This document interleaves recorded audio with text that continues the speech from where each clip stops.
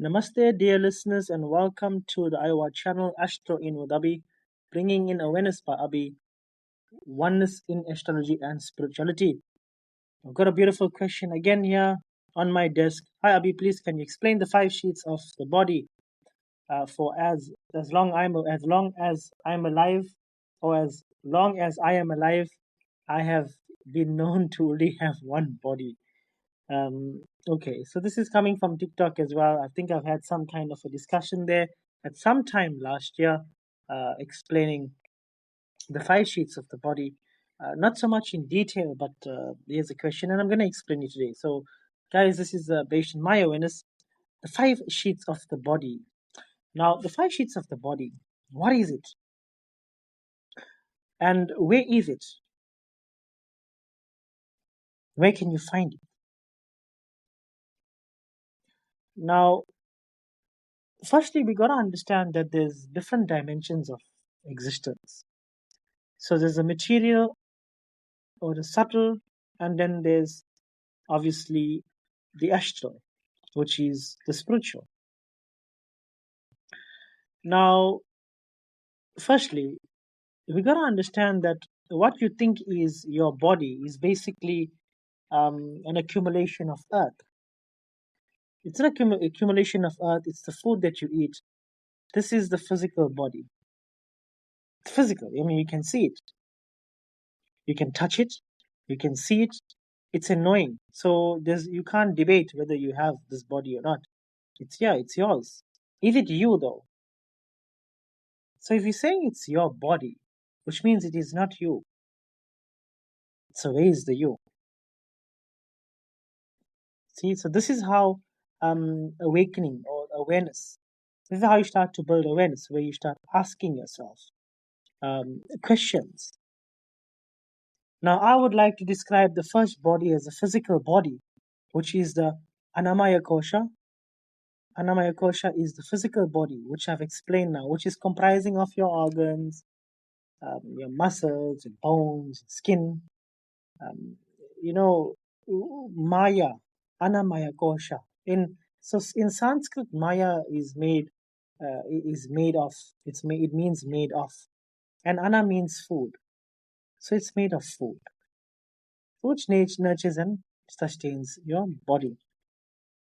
So basically, the physical body or the Annamaya Kosha is very tangible.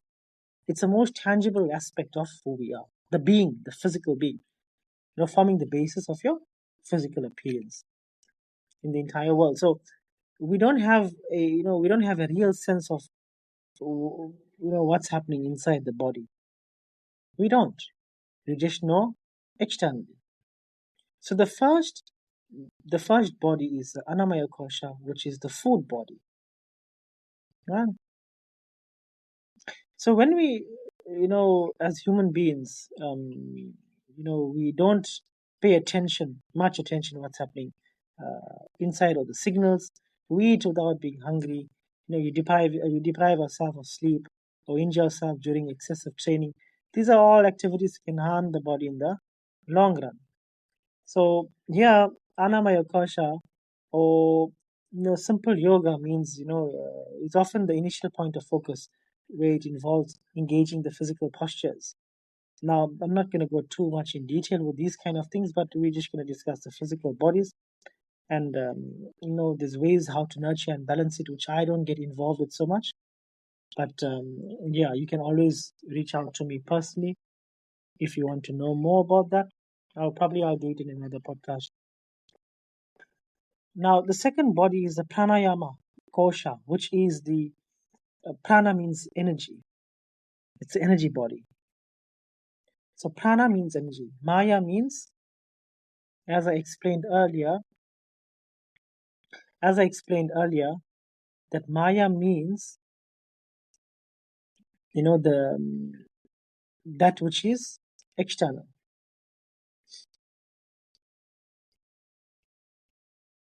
So it's very important to look at it like, here in this physical world,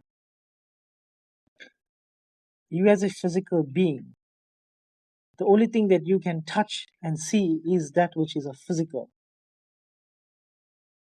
But what's happening within, you do not know. Nobody gave you some kind of a user manual to explain what's happening inside the body. So, therefore, we don't pay attention to the signals that the body is giving.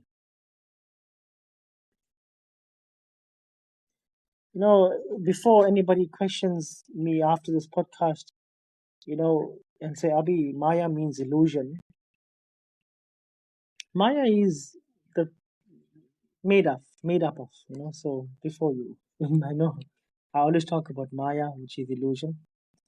So the pranayama kosha is the energy body, and it's composed of energy, which is prana. Prana is a vital force energy, which is why this layer is often referred to as our energy body, the driving force, the Shakti behind every atom, cell, or organ. Prana governs all the physiological activities in the body, from pumping of the blood to the digestion of the food. So we receive prana through air, water, food that you eat, sunlight. We're also able to give and receive this energy life through relationships with other living beings and animals and people. When there is enough prana in us, we feel strong, healthy, and full of life. When we lack prana or energy, the flow is blocked within the body. We feel very low and experience different kinds of illnesses. So, in the physical body, prana manifests as breath. It also acts as a bridge that links the physical body, the Annamaya Kosha, with the third layer of the self, which is the mental body, which we're going to get to just now, which is the Munamaya Kosha. It transfers signals from the mind to the physical body. It's the interlink between the two and back, allowing all actions and reactions to be possible. Right? So it's the movement of information. That's why it's the prana, it's the force. So the imbalance of one kosha greatly affects the other. So when we are anxious or stressed, our breath becomes shallow, creating an unsteady flow of prana. Importantly, bodily functions such as digestion slow down as the body tenses up and goes into a fight or flight mode. So stress is a very bad thing, poisoning the body.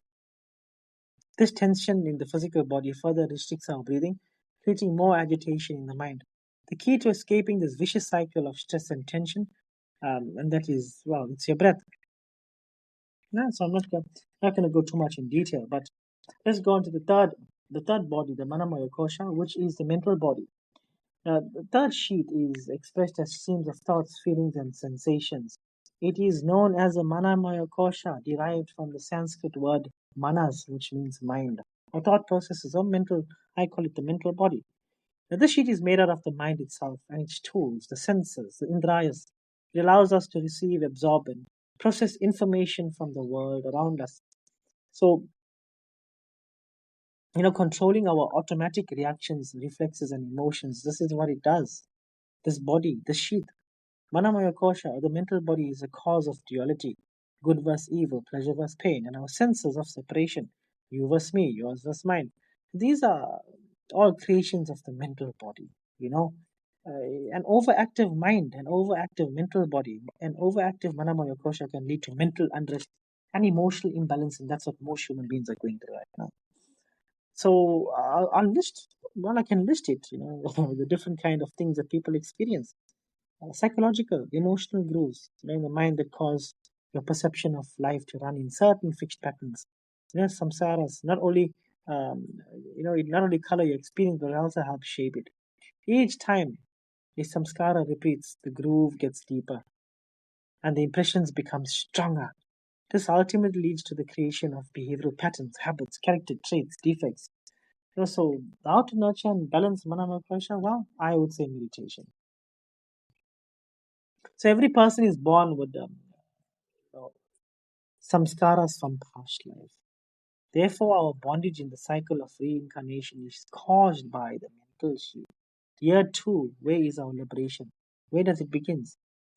So through various practices or through practices that can promote mental calmness, meditation, we can harmonize Manamaya Kosha, the mental body, leading to a more balanced and insightful state of being. Therefore, I always say this in all my channels, in all my podcasts, in all my literature that I write. Meditation is the way to silence the mind, the mental body. with a weak mental body, addictions, frustration, stress, anxiety, all of these things, they're poisoning the whole system.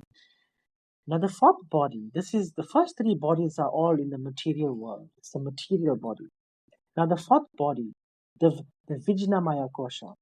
Vijna, what Vijnamaya Kosha. Manamoya Kosha.